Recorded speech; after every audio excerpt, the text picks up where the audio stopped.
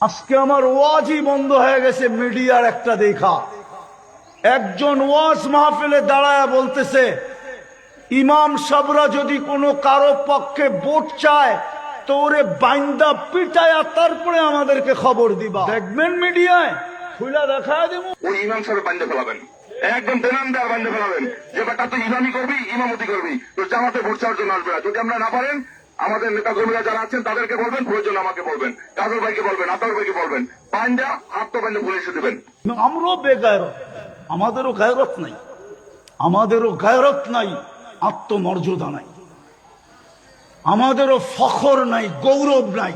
মেলা আমাদের উচিত সব মসজিদ কমিটির হাওলা করে দিয়া সভাপতিরে বলা তুই জুমা পড়াবি, সেক্রেটারিরে বলবে তুই ফজর আর এশা পড়াবি, কোষাধ্যক্ষকে বলবে তুই আসর আর মাগরিব পড়াবি, বাকি কমিটিকে বলবে বাক্যরা চোহর পড়াবি, আমরা পড়াবো না। খুদায় আওয়াজ না খুদায় কি হবে, মৃত্যুই হবে, নাইলে রিক্সাই চালাবো, নাইলে রোজা রেখে এক বেলাই খাবো। সবার ভিতরে দাঁড়ায় বলতেছে বাংলাদেশের সরকার কোথায় থাকে, বাংলাদেশের প্রশাসন কোথায় থাকে? ওদের কানে কি ঢোকে না? ওরা কি চোখ দিয়ে দেখে না?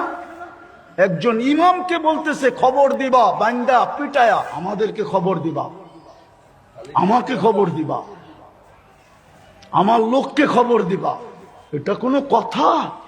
আবার বলে বাক স্বাধীনতা। বিবেক কি এতটুকুই হারা? ওই ইমামের কি বংশবলী নাই? ওর কি মা বাবা নাই? ওর কি আত্মীয় স্বজন নাই? ও কি এলিয়ন যে আকাশ থেকে আসছে আকাশে চলে যাবে? ওর এই সমাজে কেউ নাই।